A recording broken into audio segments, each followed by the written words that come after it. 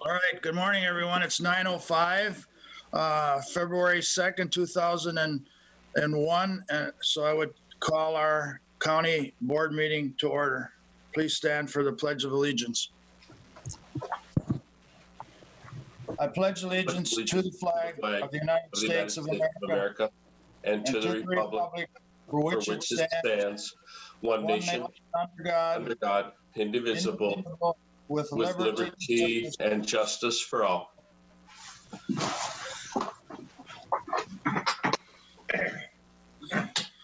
Okay, as we get started here, we're on Zoom, and there's some in the new boardroom. So to make sure we're all on key, I'll do a roll call of all the commissioners. Commissioner Luthens?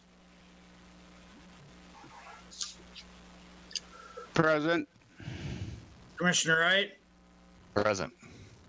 Commissioner Nagel? Present. Commissioner Smalls? Present.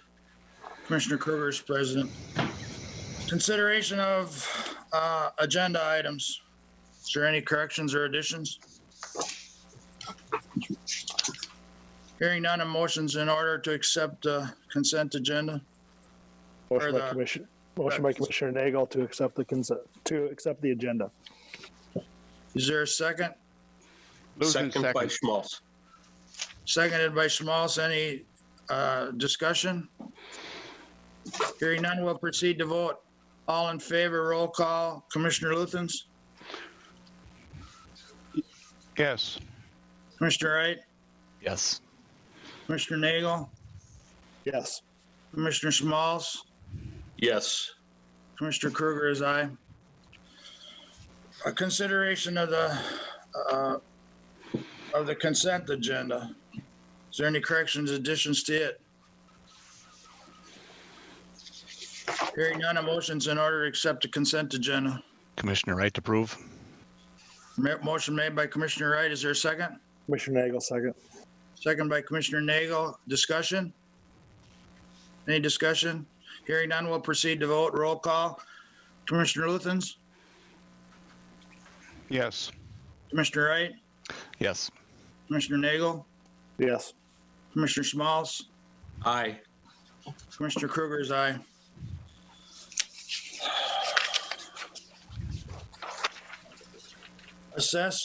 We got the COVID-19 update. I guess we'll start with our Human Services Director, Barrett. Are you ready?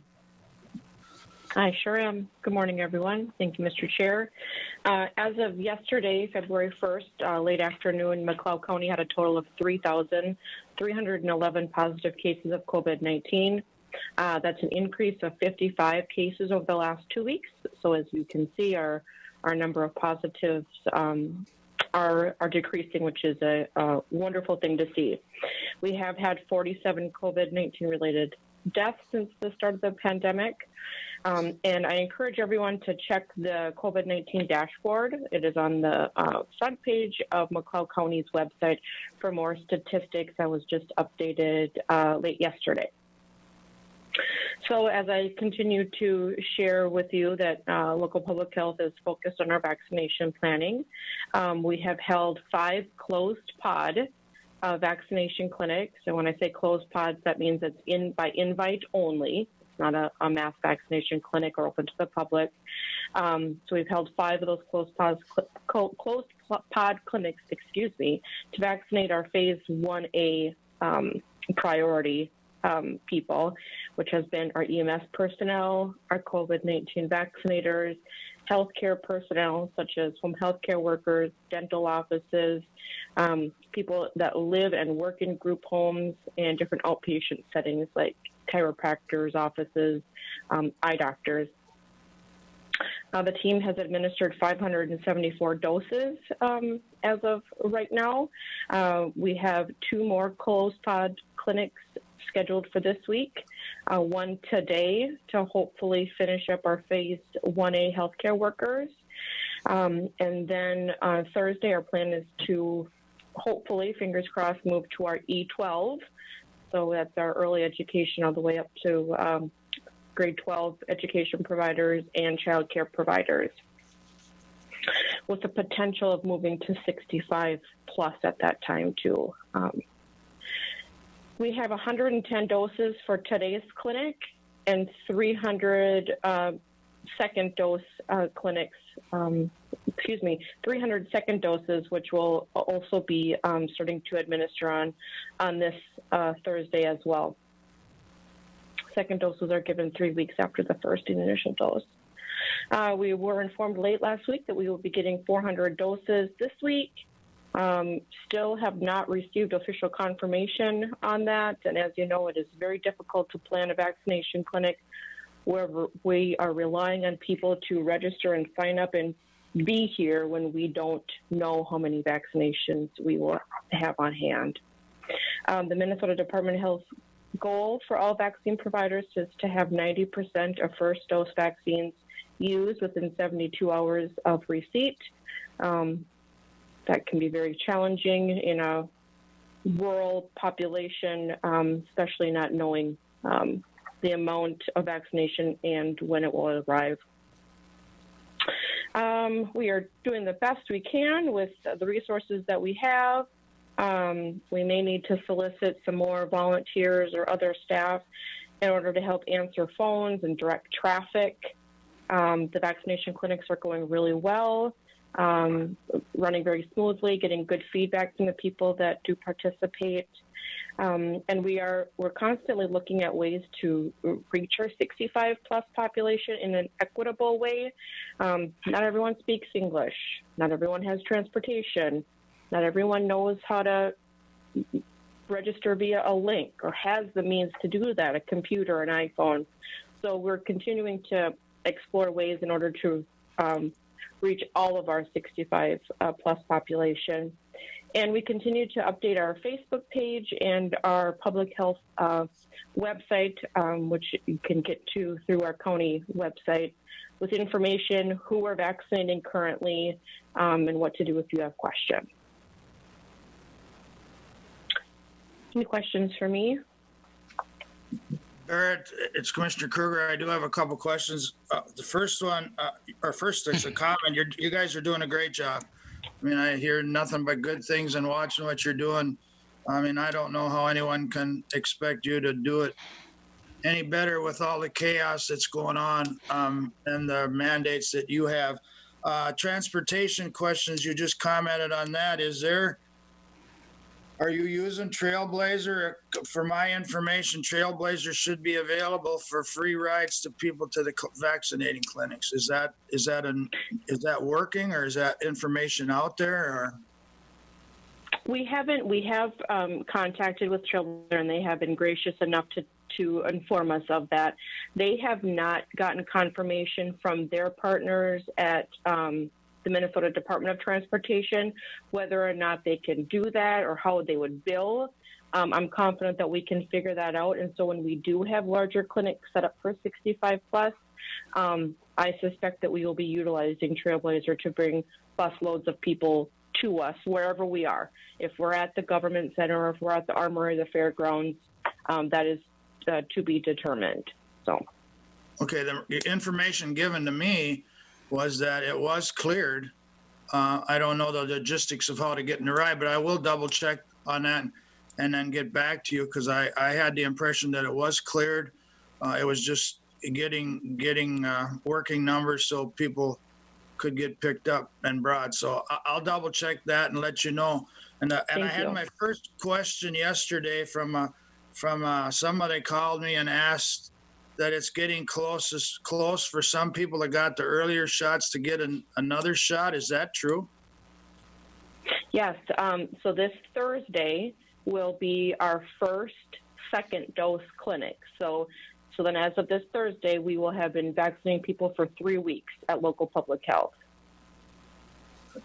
Maybe I didn't make the question clear. I had my first call on people that actually were vaccinated first and second time already in the early programs, and now they're coming due for, and I didn't that was kind of news to me. I thought it went a lot longer than that, but there's the call that I had, very nice call, but was requesting information on what they do now when they're coming up for their for a new dose or, another booster, whatever the word is. I have not been made aware or am aware of any information that we need to start doing boosters right now. I'm sure that will happen in the future, similar to our flu shot, to help with the different variants and other strains of COVID-19. But right now, it's just the first and the second dose of no matter what type of vaccine, whether it's the Pfizer, the Moderna, AstraZeneca. They're all two-step administration. 2 doses, for the full effect of the vaccine. Thank you, Barrett. Is there any questions for Barrett from the board? Thank you, Barrett. All right, thank you. Emergency management, is Kevin here today? Are you on? I'm here. Good morning. Okay, go ahead, Kevin. Just have a few things to update you with. Our emergency operations center is up and running yet. We're meeting on a regular basis and coordinating resources and stuff. I know we did have a little discussion at our last meeting about the transportation issue. So we're working on that and working with our partners and working on a good, reliable solution, hopefully that we can come across here real soon. Also, one thing that I'm kind of coordinating too is obviously we don't know how we're going to be delivering these shots yet, but Commissioner Jan Malcolm with the Minnesota Department of Health did authorize the use of emergency medical technicians and paramedics to help administer vaccines. They cannot draw the dose out of the multi-use or multi-dose vial, but we can have RNs do that, and then they can administer shots. So I'm seeing if any of our local EMTs and paramedics in McLeod County would be willing to help us do that should we need that resource. So again, we're not looking for any assistance right now that we're aware of, but that is something that we are kind of working so we can hit the ground when and if we need that. Some other things that we're working on in emergency management is working with our local venues. We're looking at kind of working with the fairgrounds, and we have a building there. I think it would probably be the Agribition building that would be working on there. We're working on logistics as far as what do we need as far as making sure we have privacy for people and make sure that we have the supplies there and equipment there that we need to run a clinic if we get to that point. And then also we're kind of really coordinating with local law enforcement too in regards to security of the vaccine. I know there's security plans that I've reviewed and shared with our sheriff and stuff. So we're holding those on hand. We're not really having a formal plan right now at this point, but we're making everybody aware in law enforcement that these clinics are happening, and they can request some extra patrol and just kind of watch out for any kind of thing that's suspicious maybe in and around here. We're not aware of anything at this point anywhere in the state of Minnesota as far as a threat to our vaccine, but that's something that we are planning for just in case. So with that is pretty much the update I have for you today.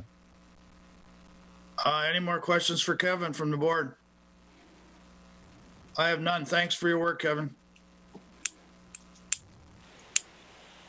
Administrator Sheila Murphy. Good morning. Can you hear me okay? Perfectly. Thank you. So we continue to have our offices open. We are in the new government center and doing the best that we can, starting out with the situation with the pandemic, and our application period for the McLeod County Coronavirus Relief Grant Funds closed last night at 11:59 p.m. at the end of the evening. So now our committee will review those applications, and you'll see that coming in upcoming board meetings for those grant funds being distributed. I don't have anything else to update. Thank you. Thank you, Sheila. Thanks for your work as well. All right, moving on to the Mr. Chairman, assessor.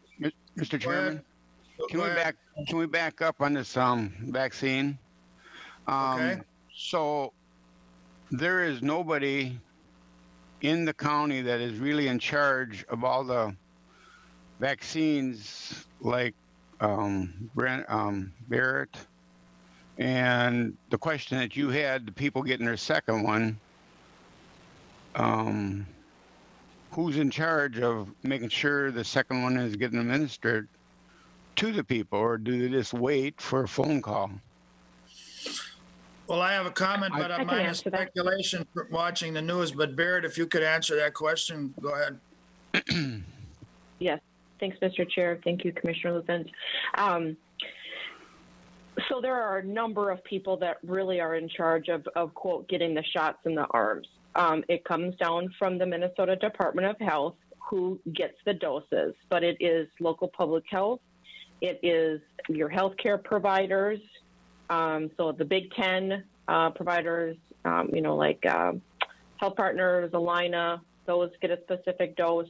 Some of the state-run mass vaccination clinics get a dose allocation. Small rural clinics get a dose allocation as well. So it's a joint effort as far as administration of the doses. As far as the second dose, when we have people sign up for their first dose, we inform them that they need to be available 3 weeks later in order for their second dose. If they're not able to make that happen, we're not going to vaccinate them that day because we do not want to waste a dose or not be able to give them the full effect of the vaccine. When someone comes in to get their first vaccination, while they're waiting their 15-minute observation period, our staff then helps them sign up and register for their second dose. So by the time they leave from their first dose, they've already registered for their second dose and they know when to come back in to get that. I think that's pretty typical with your clinics as well on their process for ensuring that everyone comes back for their second dose. How do you make sure you have the inventory for that second dose? You set it aside then for 3 weeks later? Yep, when we get shipments of vaccine, we get first doses and we get second doses. And we have been told that we cannot use our second doses to give as first doses. We have to save those. Otherwise, our count will be off and we won't be able to fully vaccinate people if we were to use those up. So let's say we get 100 doses. Let's say we get 100 doses this week of first doses. We can expect 3 weeks later, we'll get another 100 for second doses. So on the news, they're saying, well, let's vaccinate everybody and forget the second doses. Is that just not true? Yep, I wish. And Dr. Osterholm, a very credible doctor in the state of Minnesota and actually on President Biden's COVID administration team, he's very well respected and very well listened to. That's his philosophy. That's not what the state of Minnesota is going with. We are going with the 2 doses. So until we are directed otherwise, we will continue to save those second doses to give as appropriate. All right. Thank you. You're welcome. Thank you, Barrett. Being we're there, any other questions on that subject? Hearing none, moving on to the assessor. Is Sue here? Or is she on? I'm on. Good morning. Okay. Go ahead, Sue. I'm here concerning the task force petition. For some reason, my video isn't working up here. I'm here concerning the task force petition for Shopko. They have filed for assessment year 18 and 19. Shopko, obviously, I'm sure most of you are aware that they have gone bankrupt and they have been selling all their assets or tearing down buildings. This building is a Shopko store in Hutchinson on the north side there. They have agreed to a settlement with us. The settlement is for the assessment year 2018. Our current assessed value is $3,354,700. Looking at a settlement of $3 million even for that year. For 2019, our assessed value is $3,050,200. We're looking at a settlement value of $2,500,000. And then for 2020, we're looking at doing an abatement. Our current value is at $2,823,700, and the settlement offer of $2,281,000. The building currently is listed for $2 million. Mr. Chair. Thank you, Sue, and go ahead, Mr. Young. Just one correction for the assessment year 20 payable in 21, they will have to file a tax appeal. And then we already have it settled for year 2022. That's where the abatement's going to come in. And that's where the assessed value is at $2,823,700, and you'll be approving an abatement to $2 million. Is that all correct, Sue? Well, no, because the 2021 pay 22 values are what I'm setting currently. So there's no abatement that needs to be done on that year. That would be our current, that would be this year's values. Well, correct me if I'm wrong, but they are going to have to file an appeal for payable 21, correct? Correct. Well, depends. Before we've done it where they've had to file appeal, but we've also done it by an abatement type approval. So, they said they would be willing to file an appeal, so that's fine too. Whichever way it works. What this board would be approving now is the overall settlement, and then you would be authorizing me to sign on your behalf the tax court settlement for the assessment years 2018 payable 19 and assessment year 2019 payable 20, and the respective values there are $3 million for payable 19 and $2.5 million for payable 20. Mike, wouldn't they be approving 2021 also? Yes, they're approving that, but they're authorizing me to sign the settlement agreement through the tax court for payable 19 and payable 20. They're authorizing you to do whatever you're going to do for payable 21 and payable 22. Okay, thank you. All right, forgive me. I understand what we have to do, but I would like to, I mean, now I don't know what kind of a motion to really ask for here. We want to tie this together so we can get it in our minutes correctly? Yeah, let me do that for you. Let's take them as two separate matters. The first of which is for the resolution would be to authorize me to resolve the pending tax appeals for payable 19 with a settlement value of $3 million and payable 20 at $2,500,000. That would be the first motion. And do we have a resolution number for that or no? It just needs to be a motion. It doesn't need to be a resolution. All right. Is there a motion to be in order for what Mike just said? I'm not even going to try to repeat it for verbatim, but I assume somebody's got it down there. A motion. Mr. Chair, Commissioner Nagel, move to approve. Motion made by Commissioner Nagel. Is there a second? Is there a second? Commissioner Wright, second that. Seconded by Commissioner Wright. Is there any other discussion? Hearing none, we'll proceed to vote. All in favor, roll call. Commissioner Luthens? Yes. Commissioner Wright? Yes. Commissioner Nagel? Yes. Commissioner Smalls? Aye. Commissioner Kruger is aye. Motion carries. All right, now the second one, Mike? You would be authorizing Sue to adjust records for payable 21 to $2,281,000 and payable 22 to $2 million. Motion's in order. Is there a motion to approve that? I'll make that motion. Kruger makes the motion. Is there a second? Commissioner Nagel, second. Commissioner Nagel has a second. Is there any more discussion? Hearing none, we'll proceed to vote. All in favor, roll call. Commissioner Luthens? Aye.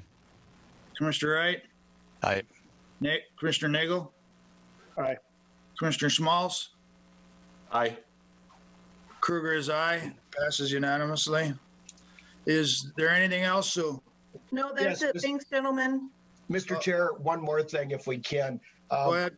Sue had talked a little bit. This is really a unique property in that it is away from all of the other big box stores in Hutchinson, which are all on the south end. And a part of this property is the very northeast corner is within the floodplain. And I don't know where it's going to go from here, but it's likely that it won't be a big box after it gets sold. But time will tell that. Thank you. Thanks for the information. All right, moving on. Sheriff's Office has some requests. Chief Deputy Ward, are you on to present? I am. Good morning. Can you hear me? I can hear you very well. Thank you. I'm here for your consideration for approval to purchase the following Sheriff's Office vehicles for 2021 with the Sheriff's Office budget. Two 2021 Dodge Durangos via state bid from Dodge of Burnsville for $34,338 each, and one 2021 Dodge Charger from Dodge of Burnsville for $27,161.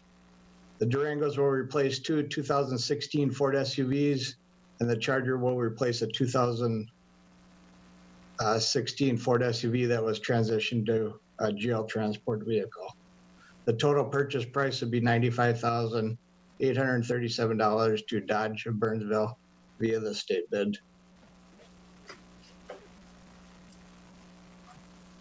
Mr. Chair, I'll move to approve the purchase of the 3 vehicles coming from the Sheriff's Department budget. Motion made by Commissioner Wright. Is there a second? Malls, second.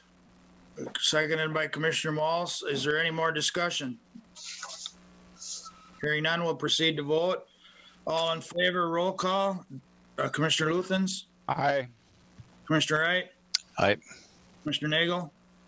Aye. Commissioner Smalls? Aye. Mr. Kruger's aye. Passes unanimously. Your second item, Mr. Ward? Thank you. The second item is consider approval to auction or sell the two 2016 Ford SUVs through Fahey Auction. They got very high miles and would be to sell those vehicles. Mr. Chair, Commissioner Nagel, move to approve. Motion made by Commissioner Nagel. Is there a second? Schmaltz, Commissioner Luthens. second. Second by Commissioner Luthens. Is there any more discussion? We have used Fahey in the past. That's pretty much how we've been doing things. It's been working. Any other discussion? All in favor, roll call vote. Commissioner Luthens? Aye. Commissioner Wright? Yes. Commissioner Nagel? Aye. Commissioner Smalls? Aye. Commissioner Kruger is aye. Thank you. That's all he had? That's all you have? That's correct. Thank you. Appreciate it. Thank you. Auditor Treasurer, Bonnie. Good morning. Morning. So today I'm here just for notification purposes only of a tax increment financing TIF district within the city of Lester Prairie. Per Minnesota statutes 469.175 subdivision 2. I am providing the notification to the board. So it is pretty exciting news because tax increment means growth and development within cities.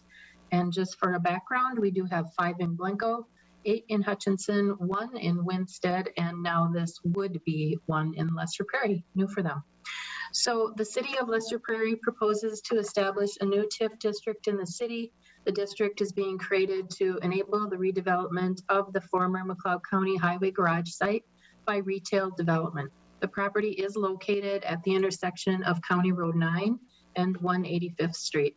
Pursuant to the statute I've already referenced, a draft copy of the TIF plan was included in the meeting packet, and the statements of fiscal and economic impact were shown as Exhibit 4. Also on page 5 was an intro statement according to what the TIF plan is. So also the city has scheduled a public hearing for Tuesday, February 23rd, 2021 at approximately 7 p.m. to receive public comment on the proposed TIF district. The public hearing will be held at the Lester Prairie City Hall, 37 Juniper Street North, Lester Prairie, Minnesota. And anyone is invited to attend the meeting to share comments they may have in writing prior to that meeting as well. Any questions for me? Board, any questions for Connie? I have none. I read through the packet and we had discussed it earlier. Hearing none, thanks, Connie. Thank you. Thank you. Public Works, Mr. Bronkhorst. Good morning. Morning. 2 items for you today. The first one is to consider resolution 21 CB09 sponsoring the City of Stewart's application for Local Road Improvement Program, or LRIP, as you've heard us call it in the past. They'd like to apply for a project to reconstruct Bauman Street from 70th Street up to 212. So as in the past, MnDOT requires that the counties be the fiscal agent and the sponsor for these small cities projects. We've done this in the past with City of Stewart. We've done it with Winstead. And so it would certainly be in order for this project as well.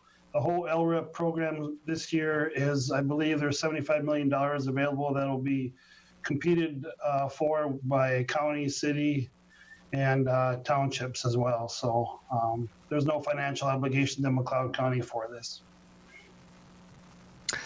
Mr. Chair, I'll make a motion to approve resolution 21 CB09. Motion by Commissioner Wright to approve the resolution. Is there a second? Commissioner Nagel. Second, Schmaltz. Seconded by Commissioner Nagel. Is there any more discussion or questions for John? Hearing none, we'll proceed to vote. Roll call. Commissioner Luthens. Aye. Commissioner Wright. Yes. Commissioner Nagel. Yes. Commissioner Schmaltz. Aye. Commissioner Kruger is aye. Unanimous. All right, John. And item B, similarly, we'd like you to approve resolution 21 CB10, and this would be supporting the county's application for LRIP funding for our future County State Highway 5 extension project, which is the road, as you know, near Winstead between County Roads 1 and 9. Similar to the Stewart request, MnDOT requires the county to have a resolution of support for the project as well. We'll also be getting similar resolutions of support from Winstead and some area businesses and chamber up in that area, I believe. Any more questions for John? Motion is ordered to approve this resolution 21 CB10. Mr. Chairman, Commissioner Schmaltz will make a move to approve the resolution 21 CB10. Motion made by Commissioner Schmaltz. Is there a second? Commissioner Nagel, second. Commissioner Nagel seconds the motion. Is there any more discussion? Hearing none, we'll proceed to vote. Roll call. Commissioner Luthens. Aye. Commissioner Wright. Yes. Commissioner Nagel. Yes. Commissioner Schmaltz. Aye. Kruger is aye. Passes unanimously. John. Thank you.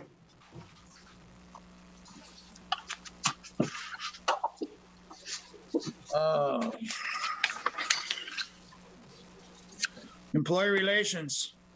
Hannah. Good morning. Good morning.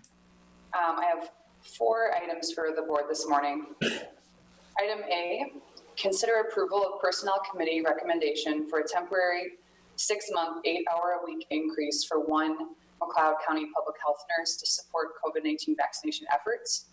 This increase would be from 28 hours to 36 hours per week and would support the McLeod County COVID-19 vaccination efforts. Mr. Chair. Go ahead, Sheila. Sorry, Hannah, could you go to the public podium just so we can hear you a little better? Sure. Thank you. Is there anyone I personally could hear? Is there anyone that wants her to repeat the recommendation? Mr. Chair, Commissioner Nagel, no, I heard it fine, but then I would move to approve the request. Motion made by Commissioner Nagel to approve the recommendation. Is there a second? Second, Schmaltz. Seconded by Commissioner Schmaltz. Is there any more discussion? Hearing none, we'll proceed to vote. All in favor, roll call. Commissioner Luthens? Yes. Commissioner Wright? Yes. Commissioner Nagel? Yes. Commissioner Schmaltz? Aye. And Kruger is aye. B? Item B, consider approval of the Personnel Committee recommendation for the addition of up to 3 additional McLeod County communications officers in the McLeod County Sheriff's Office. This request is due to the impending adoption of the Hutchinson Area Dispatch Services. As discussed on January 19th, 2021 board workshop, McLeod County is preparing to nearly double dispatch calls due to the future changes of the Hutchinson Dispatch Center. The 3 additional communications officers will be hired as necessary, and due to the intensive training required, they will not be hired all at the same time. All right. Any questions from the board for Hannah? Hearing none, a motion's in order for the Personnel Committee recommendation of adding the officers. Mr. Chair, Commissioner Wright, I'll move to approve. Motion made by Commissioner Wright. Is there a second? Luthens, second. Seconded by Commissioner Luthens. Is there any more discussion? Mr. Chair? Go ahead, Commissioner Schmalz. Yeah, is there going to be any adjustment as far as source of revenue? I mean, the way I'm understanding this, this will be a minus, I would say, on the Hutchinson department. Are we able to recover any costs associated with this change? I think the best person to answer, I don't want to put you on the spot, Commissioner Nagel, but could you speak to that? Mr. Chair, I'll take that if you wish. Yeah, okay. Let Mike do it. Very good. Mr. Schmalz, or Commissioner Schmalz, the county currently provides dispatch services for all of the cities in this and all of the townships in the county. Hutchinson has chosen to provide a greater service than that to which the rest of the county had, and now that they are reverting back to the county, they do not have any obligation to provide us any finance. Does that make sense? Mr. Chair. Go ahead, Sheila. There is some revenue that comes from the 911 fund that either Commissioner Nagel could comment on, or I know that Sheriff Langenfeld is online as well. But County Attorney Young is correct as far as the direct revenue for the employment side, but there is other revenue that would be transferred to McLeod County. So I can just add to that real quick. Go ahead. Currently, the city of Hutch has approximately $225,000 in their E911 fund.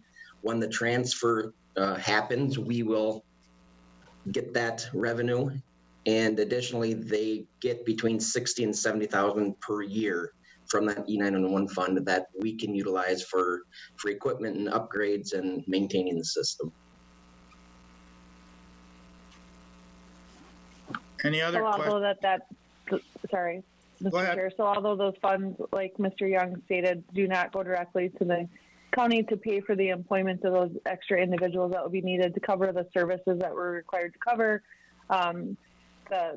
the funding that Sheriff Langenfeld mentioned does help offset some of the other expenses that will come with growth. Thank you. Mr. Luthens or Commissioner Luthens? Is that a yearly? 225,000 yearly or a one-time deal? The 225 is the balance. The 225 is what they have in their account right now. The 60 to 70 is the yearly. Say it, please. Say that again, please.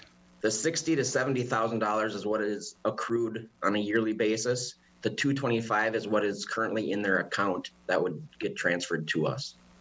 Okay, so it has to go to the city first, and then they have to transfer it to us every year? No, once we assume the dispatch, it will come straight to us. It goes to them now because they are operating their own dispatch center. So it's all based on the 911s. Mr. Chair. So what about Winsted and the other cities? Are they getting anything?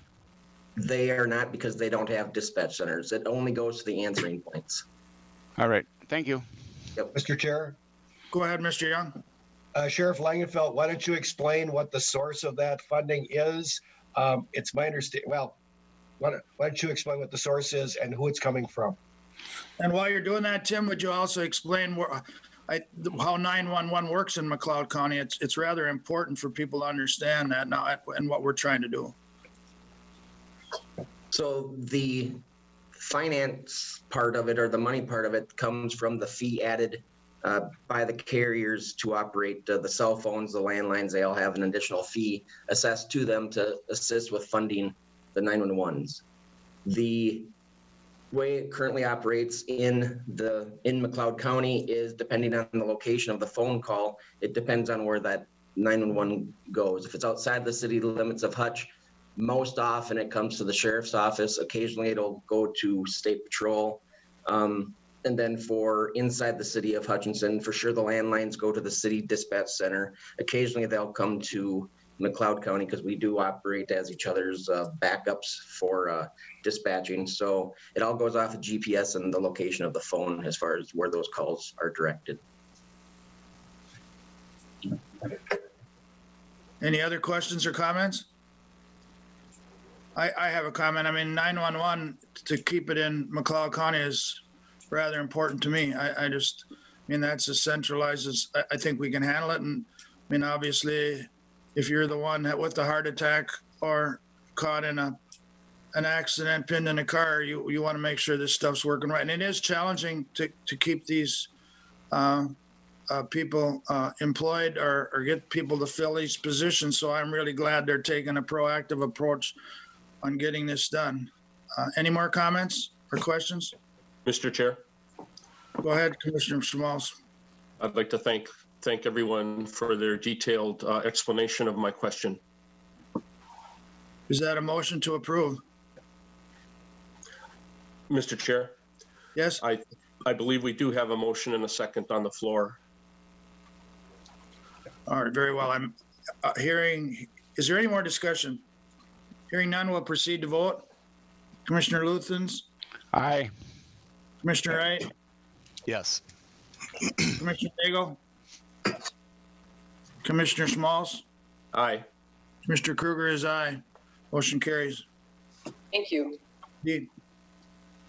Item C, consider approval of Personnel Committee recommendation to add an additional full-time extension technical specialist position to the Public Works Department.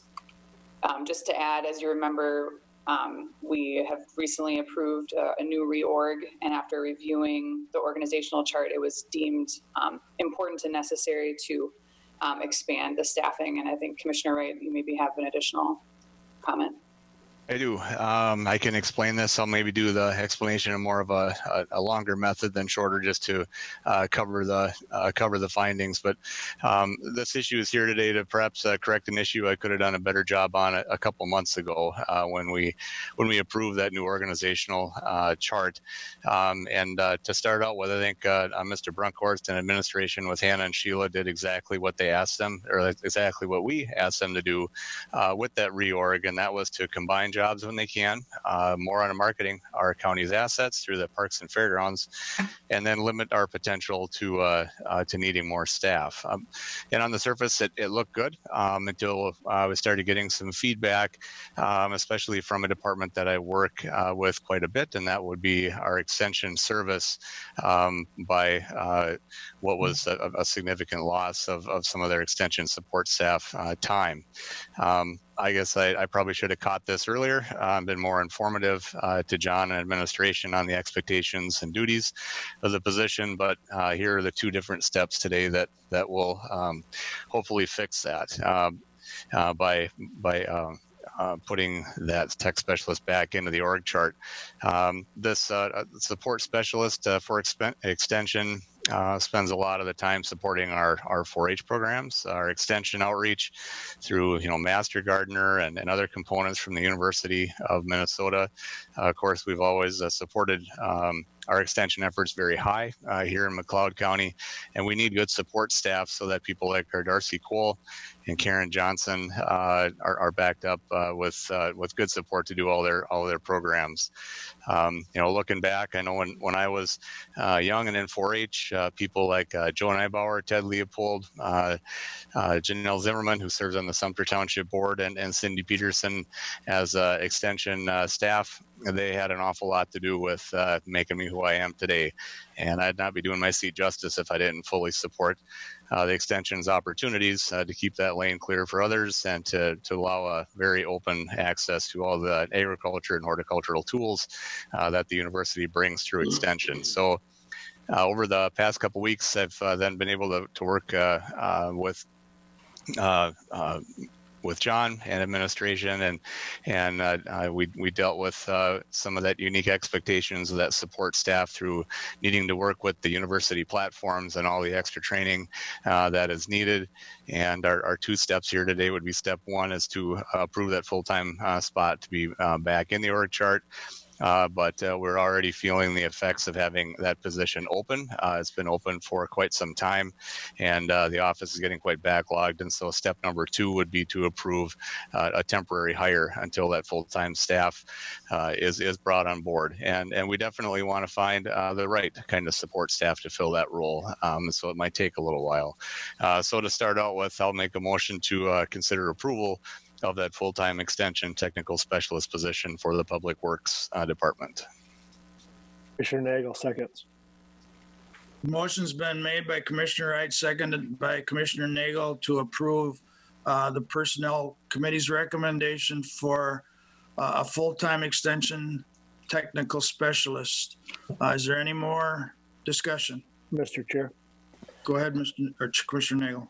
Yeah, so it was well said by Commissioner Wright, but what I want to reiterate is that the staff did exactly what we have asked them to do, to combine these positions and see what we can do to be more efficient. We missed on this one, and we missed as a board on this one, and the staff came to us in an appropriate and respectful way, and this is our way to rectify it. Okay, thank you, Commissioner Nagel. I guess I'll put my comment in there too. I'm one of the older ones on the board, and I was in 4-H from the time I was old enough. I believe I was 9 years old, and I watched the evolution of the extension services. I mean, they were, before I even was aware of what they did, I mean, they were like even my fathers and my parents and uncles, that was their right-hand people. They'd seen them about weeds, planting. They didn't have the fertilizer specialists and ag specialists they do today, and I think it just evolved and got cut and cut and cut. I remember we lost our extension agent, and now it's been enough years that we're in an agricultural county, and it should be, I wouldn't say our guiding light, but it should sure be an important place for especially in this day and age. So is there any more discussion? Hearing none, we'll proceed to vote.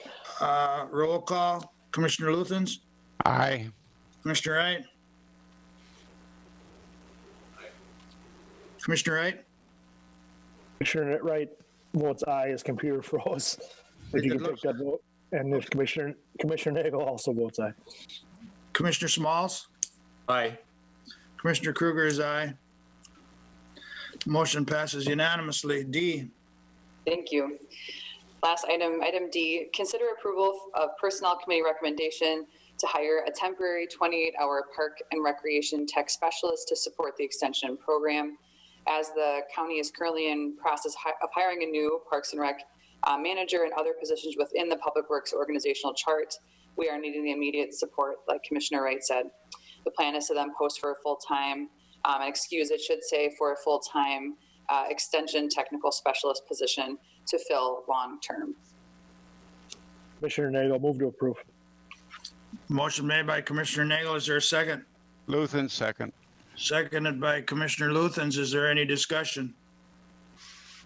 Hearing none, we'll proceed to vote. Roll call. Commissioner Luthens? Aye. Commissioner Wright? Aye. Commissioner Nagel? Commissioner Nagel votes yes. Commissioner Smalls? Aye. Commissioner Kruger is aye. Mr. Chair, on the item prior to this one, it appeared that Commissioner Nagel voted for Commissioner Wright. And unfortunately, that's not allowed. So if Mr. Wright wants to vote on that, he can go to and he can either call in or he can go to Mr. Nagel's computer, or you can reflect it as a 4-0 vote. I hear. Can you hear me? Hear him now. Yes. Yep, I can hear you now. Well, I don't know what happened. I had to restart everything, but I'm definitely in favor of the motion. So. Okay. Then it can stand as 5-0. Thank you. Thank you, Mr. Young, and it's a unanimous vote. I believe the same thing happened on the last vote. So, Commissioner Wright, you may want to give an eye for the. Yep, definitely an eye for item C as well. Sorry about that. I'm not sure what happened, but everything just kind of froze and died on me here. So it's all good. Both unanimous votes. Okay, Mr. Young. Mr. Chair and Commissioners, whenever we are served with a lawsuit, I'm required to bring that to the next county board meeting. We have been served with 2 appeals of denials of conditional use permits for solar gardens. The denials were on December 17th of 2020. One was by Nokomis Energy LLC and South Garden LLC. The second was for Nokomis Energy LLC and Crane Garden LLC. That LLC, by the way, means Limited Liability Corporation. So what I would intend to do is to provide a response on behalf of the county, as in the other appeal that we currently have, and involving the other solar garden. I will be providing a reply brief at the Court of Appeals, and we will not be turning this in to our insurance company, which we'd have the right to do and have them provide a defense. So it's an informational item only. Thank you. Mr. Chair. Go ahead, Commissioner Nagel. Mr. Young, I just have a question. As the chair for a number of years prior to this, I get served or mailed at home. I just want to make sure logistically we have everything straight. I do bring them to your office, and we're confident that we're covered with all the items, correct? I don't want to drop the ball, I guess. Okay. Thank you, Commissioner Nagel. Mr. Chair, to properly serve a lawsuit against the county under both statute and rules of procedure in the courts, they're required to either serve the chair of the county board or the county auditor.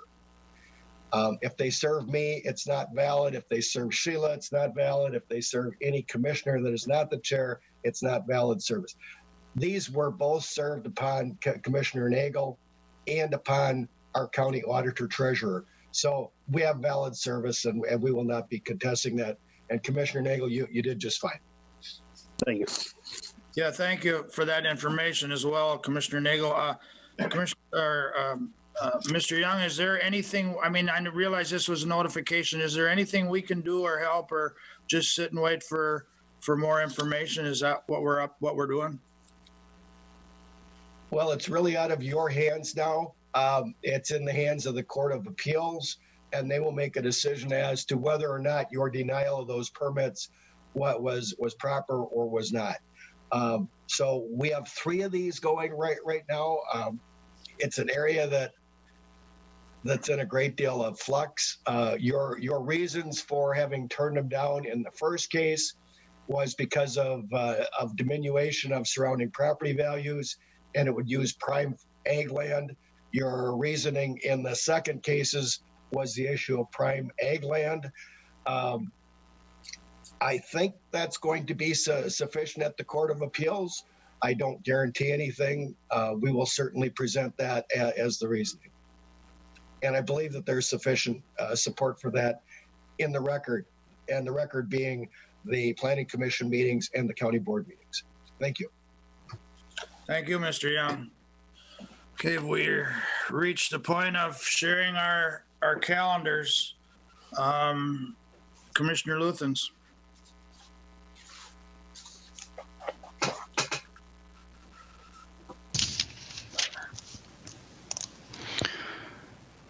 We go back to, I think, January 19th would be our first ones. We had a county meeting that day, and then we had a workshop later on Oh, we had it first thing in the morning. And then we had on the 20th and the 21st AMC training, a half a day training both days. And then on the 20th, I had a training at 7:30 in the morning with Health and Human Services, Zoom meeting for an hour and a half. And the 21st, after the AMC, had a trailblazer meeting, a Zoom meeting in the afternoon. That went on for 2 hours. It was kind of interesting. Then the following week, had a Health and Human Service meeting. There was another Zoom meeting. And then on Wednesday, the 27th, that was a full day for me. Planning zoning started out in the morning, and then I stayed later on in that day and had a tour of solid waste building with Tuletsky. Caught up with him, got some very interesting thoughts. Then I ended up over at the Highway Department, met with the mapping department. Then I ended up the rest of the day with IT people. And that was it for the week. Thank you. Thank you, Commissioner Luthens. Commissioner Wright. Yep. On the 19th, after our workshop, then I joined in a discussion group with administration and staff from Extension and Parks on discussion of the org chart, which we've taken care of. On the 20th, our coronavirus state funding, I think we just kind of nicknamed that one our CRF committee, but we met and we'll be meeting again tomorrow with all those applications, as Sheila had mentioned. On the 25th, administrative staff meeting. On the 26th, Health and Human Services. On the 28th, a meeting that's not necessarily county related, but I was invited to be a part of a discussion group with an organization called Green Seam out of Mankato, and they study more of the statewide economic impact through more of the channels of agriculture. And there was a pretty good amount of people on a Zoom chat. A lot of them were from the Minnesota Ag and Rural Leadership Program that I participated in a couple of years ago. And they're from all over the state, including a commissioner from Polk County. It's just on the different elements of what is agriculture doing, what does it need, how do we work with, what are some thoughts as far as where Minnesota's agriculture needs to put some targets on the wall and head towards. So interesting discussion. It's one of those that could have gone on for probably a full day, but we didn't do it that way. But the same things as usual come up. Make sure our technology through broadband is through Greater Minnesota. Watch out for building those transportation corridors where they need to be. Healthcare, those things that we hear so much about were the ones that kept getting brought up. The ag channels, of course, are going to focus on what value-added things can we make with our what we produce here, so that we can keep those dollars and jobs in the state. But and that was it for me. Commissioner Wright, as long as you're talking about this, does that a legislative recommendation type situation? Do you do a consensus on what priorities are made at your meeting and then forward them on to legislation, or no? I think that's where a lot of that goes. The organization of Green Seam, like I said, is out of Mankato, and they develop I guess kind of a booklet when they're done, the state of agriculture in Minnesota, and I believe it goes through legislators and through different economic development channels that are willing to pick it up. And of course, with economic development having a new accent here, what we're doing in McLeod County, it's definitely relevant pieces of the puzzle that we can work with. So, I think again, my commentary, these groups, if we're doing our due diligence and they take a consensus when you're there and move this on to the legislature, that I mean, there's so many legislatures and legislators and senators even, and no offense to any of them, but they really don't know what's going on out here. You step away from the city and I don't really think, especially in ag, and I know that's your passion, but that's the only avenue to information that they really have. So thanks. Yep. Commissioner Nagel. Thank you. A Southwest West Central Board meeting, that new committee that we established. Also, some personnel discussions that we've discussed today, including the extension piece. And I think that's going really well, how we're able to move those along and in a timely manner to help our departments out. On NACO Public Safety teleconference call, had a couple government center visits regarding some questions that came up. Lots of, and I think it's because of this Shopko property, but a lot of downtown Hutchinson tax questions the last couple of weeks on how the values were established and how things were going on. And I don't think you can compare Shopko to some of those buildings, but just so everybody knows, this is going to be a surprise to her, but I'm going to ask Sue to help me and probably set up some sort of forum or town hall. And I know it's difficult with the space that we have and or need to use, but we do have the fairgrounds and there's some other buildings that would work well for that. Put it back in now. You're up. Sorry, that's okay. So if any other of the commissioners want to help and join with that, I think that'd be appropriate and necessary, but that's kind of how I think I'm going to have to get the information out there, because there's just a ton of questions that that are valid, but I think easily answered if we got in the room and everybody got the facts out there. Other than that, I just want to reference, the vaccination clinic came up, and I don't know if anybody else has gotten the vaccine. I have the first one and the schedule for the next one in a couple weeks. The staff does an excellent job. They're professional. Like Barrett said, they help you register for the second one right there. Everything is done in a very professional, polite, and safe manner. And so I just wanted to compliment them. I think the nurses had fun poking a commissioner with a needle, but other than that, it was good. So, Mr. Chair, that's all I have. Thank you, Commissioner Nagel. Commissioner Schmalz. Thank you, Mr. Chair. Since our last board meeting on the 19th, I attended the workshop that followed the board meeting. On January 20th, the Public Health Nurse Advisory Board met by Zoom. And after that meeting finished, I then attended the AMC Part 1 training on that same day on the 20th. On the 21st, AMC Part 2 training took place the following morning by Zoom. And the following week, on January 26th, the Health and Human Services Committee met by Zoom as well. And I believe that gets me into this week. On February 1st, Monday, the Supporting Hands Committee met by Zoom once again. And the Supporting Hands is a quite large group of counties in our south and southwest of us mostly. Some of the key points that I took away from that meeting was that in McLeod, we're actually the second largest contributor of the group. Candy Ojai is the largest contributor of the group. And they're in the process of inviting Sibley County to join the group. I believe they think that's going to take place here maybe by April.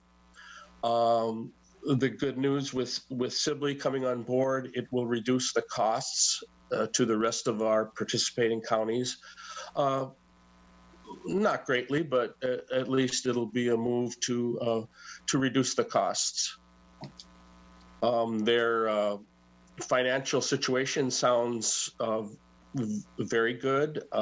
It sounds like they've done a good job with their budgets that they're working with. And that brings us to today. Thank you. Thank you, Commissioner Smalls. My calendar, on the 19th, we had our board meeting and after workshop. 20th, CARES or the CRF committee. On the 21st, I did meet with some of our people, Ryan Scott, and myself, and the landowner north of our HHS building to clean up. We put a new tile in there. We cleaned up the housekeeping, made sure that our easements were correct, both for some land that's drained beyond our land and for the upcoming sale. All this had to be done in order to sell, and the bill we had split in half, and he also paid that up as well. So that's cleaned up. That afternoon we had Trailblazer. Again, we had for Trailblazer we had I gotta actually count them in my head, 4 new commissioners. So it's interesting. It's a little slow going, but it was good because we explained things a little more than we normally do and went through them. And it's going to be a little bit before we get all 4. Sibley has 2 new ones. McLeod has a new one, and as well as does Wright. But we got through it. On Friday the 22nd, I had SWCTC. That's the Southwest Coalition on Highway 212, and it's also by Zoom. Phase 1 is funded. We're now into phase 2, and again talking about how to put pressure on our legislators to get funded to move forward, and the different options that we do have. And when I talk about those options, it's mainly the crossing at Bungards on how to do something there to improve safety and yet not waste money that it would fit in once the corridor is open. We had Health and Human Services meeting on the 26th. In the afternoon, I had Buffalo Creek Watershed Board meeting. On the 27th, I had Mid-Minnesota Development Corporation. There we have a number of new members and some new staff coming in. So we're working on that, and I will keep bringing to our administration some of the things that Minnesota provides, and see if it affects or it can help in McLeod County.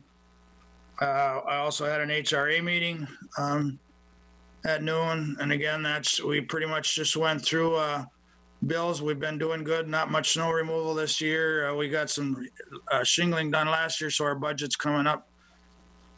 Look pretty good. So it's basically all the challenges of COVID that affect that. On the 28th, we went through our agenda review. The ones of us that worked on it did a really good job. We missed our key player. I'm just teasing there, but we did, and it all helps. Believe it or not, the more eyes you put on an agenda, the better it is. And that pretty much concludes my calendar. But there is something I'd like to add here. Is I'd like to thank all our staff in this move. I mean, I've gotten a number of phone calls, some bad, some good, but people have no patience. But all our staff has just went over and above, working to get the move done. It's going to take time to settle in. I tell some of the calls I'm getting, I said, just have some patience. We're not done. We're moved in, and we're working on streamlining some of our services. We obviously can't control sickness or if people get sick. So I guess the word for me out there is, I know the stress is high, but just be patient. And believe me, that's coming from a guy that doesn't have a whole lot of them, but that's what we need right now. So I'm very happy with where we are there. We've got some things to go. So that concludes our calendar. Sheila, Administrator, would you like to continue with A?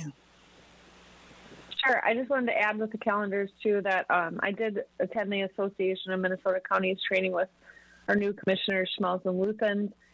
Very good training. teaches about all of the new duties that the commissioners have to try and learn about in a short amount of time. So we're grateful for that training. And also, I heard that it's a special 17-year-old's birthday today, so we want to wish a happy birthday to Colin Nagel, Commissioner Nagel's son.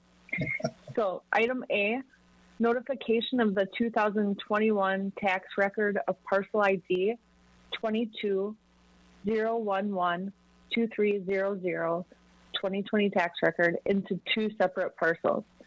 The property at 2391 Hennepin Avenue North, Glencoe, Minnesota, would retain the same parcel ID as the 2020 tax record.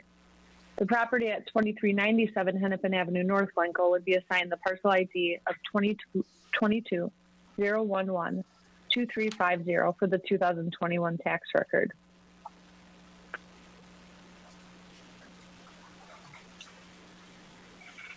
Commissioners, did you have anything to add, or does anyone else on the call have anything to add with us? Maybe Mark?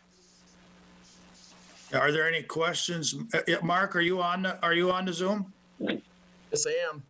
Okay, is anybody, Mark's been working very hard to get this done. If you looked in your packet, he's got some maps there. Is there anything that you do or don't understand? Mr. Chair, if I may, just for clarification. Go ahead, Mark. So I attended the City of Glencoe's Planning Commission meeting as a sketch plan back in December. And typically when you get to a sketch plan through the planning process is just the concept. We do not dig into the legal descriptions at that time. It's just to get concept for approval. And after that meeting, we started to look at tax records, legal descriptions, found out that there were two certificate of titles for each of those properties, which meant they were legal entities and did not need to be split.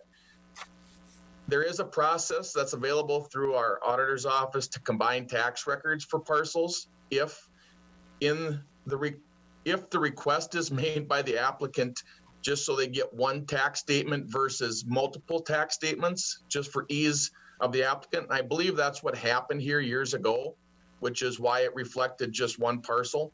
So to our benefit, and I spoke to the City of Glencoe and their legal representatives in regards to this, and it was confirmed that yes, we have two parcels and we can proceed.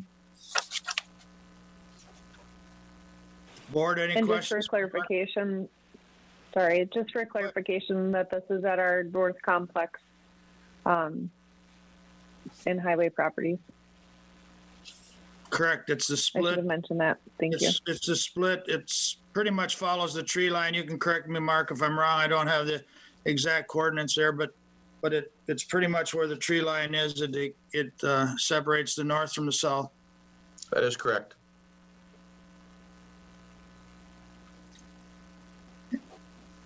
Any other questions?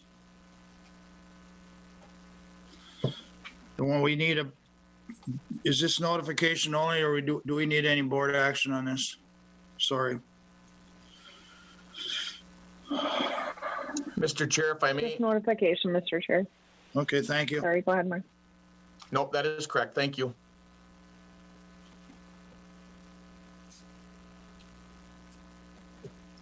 Go ahead. To B.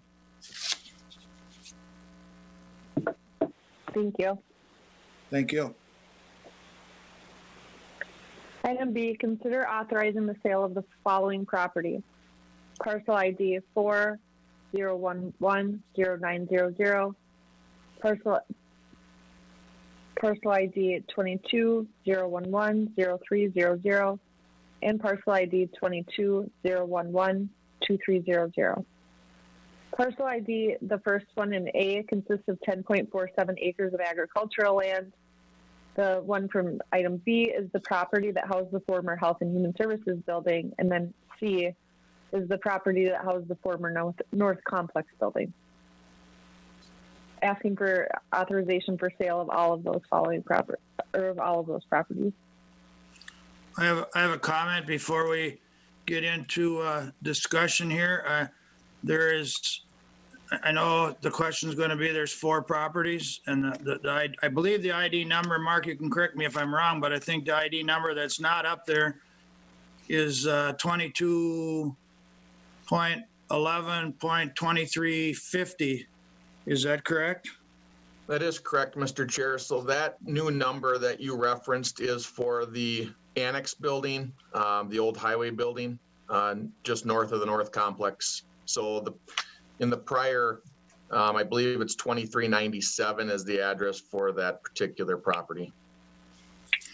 For one of the options the board can talk about today, but two of us have went through and addressed some concerns made by the public and our employees. And I'm just going to read them so I don't mess up here. But the safety concern brought forward of the truck traffic brought to us from residents around the government center, in addition to customer and employee traffic. Bullet one. The second one is we could not find a practical and logical location to move the county stockpiles and gravel around our new facility. Outside storage of some of our equipment is still needed, and we want to keep the area around the new government center as neat and organized as possible. And we've also had some concerns on air quality and environment.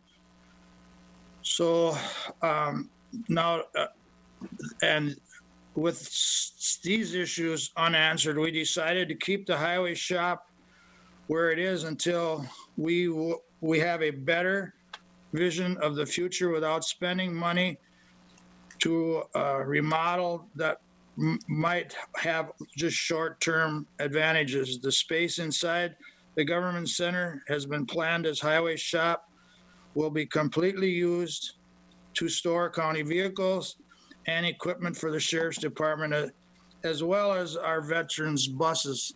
So I just want to clear the air on that. That does not mean we're not working. We're working diligently on the efficiencies and the most practical way to proceed.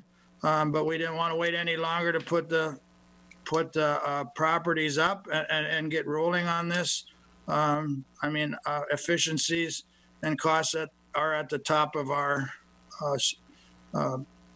concerns. So with that, I guess I'll open it to the rest of the board. Some of the board may be hearing this for the first time. I'm not sure.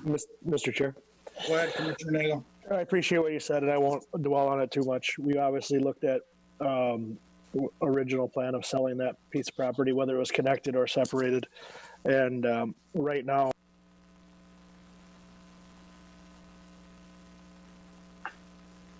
we lost you, Joe, or Commissioner Nagel.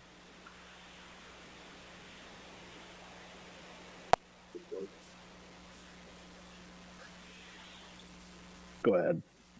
You're there now, Joe. You're there. We can hear you again. Okay. All right. Thank you. And I'll just wrap it up. We had a plan, but we changed, and it makes sense to keep that piece of property right now, at least for the foreseeable future. And someday we will still maybe sell it off, but it will be split from the North Complex. So with that, I would move the approval of the sale of the listed parcels in item B under administration. Motion's been made by Commissioner Nagel to sell the 3 parcels as listed in your agenda. Is there a second? Commissioner Wright, second. Second by Commissioner Wright. Any more discussion? Any more discussion? Hearing none, we'll proceed to vote. All in favor, roll call. Commissioner Luthens. Yes. Commissioner Wright. Yes. Commissioner Nagel. Yes. Commissioner Smalls. Aye. Commissioner Kruger is aye. All right, C. Thank you. All right. Item C, consider approval of draft request for proposal to market and sale of county real estate, which is in your packet. The RFP will be open and noticed in the official newspaper for the county from February 10, 2021 through February 24, 2021, with proposals due by 2:30 p.m. on February 25th, 2021. Proposals received will be brought before the board for consideration at their March 2nd, 2021 meeting. This request for proposal. So there were a few questions that I had, so I'll just give a little bit of information. This puts out those properties that you authorize for sale and asks for a proposal for someone to handle the sale of those properties. So some of the concerns were well, does that mean that somebody that wants to buy all 3 properties will have some sort of benefit in purchasing all 3 if the same person lists them, or does it automatically guarantee that the same person lists all the properties? It really does not. It just opens it up so that those who are interested in assisting us in the sale of these properties can provide a proposal to the county. And after that is received, then you will have another vote on how to proceed with the sale of the properties. I hope that makes sense. Thank you. Thank you, Sheila. I did look at the RFP. That's good reading for if you can't sleep. But it's all important. It's all important in there, and it lays it all out. And my point is that I'm not going to pick any one thing out of it and say it's good or bad, because people that are in that business, I couldn't find anything that wasn't necessary. It's the world we live in to cross all our T's and dot our I's. So that's all I have to say about it. Is there any other questions from the board? Well, thank you, Mr. Chair. Thank you to Scott Grivna for creating that request for proposal. He did a good job. Yeah, you guys did an excellent job on it. I mean, I can't, and I suppose somebody will find something, but it seemed to should cover anyone's questions. So if there are no questions, is there a motion? A motion would be in order to accept the proposal of RFP. Commissioner Luthens. So do we just do one RFP, or do we do 3 of them? I'm not clear on that. Well, Mr. Chair, there's one request for proposal for all of the properties. And if you go through the RFP, that question has come up, and I went through the RFP, and Sheila, or I don't know if Scott's on, but they can correct me if I'm wrong. You can do anything you want within that proposal of that RFP, the way it looked to me. And I'm not a lawyer, and I know you can't even play a good one, but it seemed to cover those questions within that RFP. Am I right, Sheila? Mr. Chair, yes, correct. Anyone who is interested in assisting in the sale of the properties can go through the request for proposal to see what the requirements are. But essentially, if someone wanted to just offer to list 1 property or 2 or whatever it may be, I mean, there is flexibility for them. They can really propose whatever they would like. This is just asking people to make proposals, setting a timeline of when they're due and when it will come back in front of you, and then the board will have to make a decision on how to proceed. We would then look at, tell me again if I'm wrong, because it comes back ultimately to the board to look how the answer to the RFP was and which one serves us the best. Is that right? Correct. We will review it and make a recommendation to the board like we're doing today. Is there any more questions, Commissioner Luthens? No, thank you. If anyone else have any questions or discussion for the RFP? Mr. Chair, Commissioner Nagel. Motion made by Commissioner Nagel to approve the RFP request or proposal. Is there a second? Commissioner Wright, second. Seconded by Commissioner Wright. Is there any more discussion? Just to add, Mr. Chairman, that this, although there are, like you'd said, several ways to do this, this is probably the most transparent way to do it. And our staff is quite busy with the new government center. I don't think it's necessary to put the burden on them to handle this. So this is by far the best way to move forward. Thank you. And then I agree. My personal opinion was we've been, I hate to say, kicking the can down the road to get everything fall in place at the same time. It's just not happening. We need to proceed with moving on, and I think we've showed that we've done that on these 3 parcels. Any more discussion? Hearing none, we proceed to vote. Roll call. Commissioner Luthens. Aye. Commissioner Wright. Aye. Commissioner Nagel. Aye. Commissioner Smalls. Aye. Kruger is aye. Passes unanimously. D. Thank you. Item D, notification of board workshop to be held following the board meeting on February 16, 2021 via Zoom and at the McLeod County Government Center at 520 Chandler Avenue North in Glencoe, Minnesota. And also a notification to share with you from, on behalf of Connie Kurtzweg. She would like to just share recognizing the two newly elected commissioners, Schmaltz and Luthens, on the completion of the Board of Appeal and Equalization online training. The Minnesota Department of Revenue training prepares for the 2021 Board of Appeal season. She shares congratulations and thanks to both commissioners. Thank you. I do as well. Congratulations. It was a tough course. Any other business within the context of the agenda that needs to come before the board? Open forum. I can't see any, and I don't know if anybody's around. Press relations? Anything from the press? Mr. Chair, just letting you know there's no one from the public here at the boardroom. Excuse me, at the boardroom. All right, thank you. Motion to be in order for a recess until February 16th, 2021 at 9 a.m. by Zoom and at the McLeod County Government Center, 520 Chandler Avenue North in Glencoe, Minnesota. Luthens, so move. Motion made by Luthens. Is there a second? Second by Schmaltz. Second by Schmaltz. We are recessed.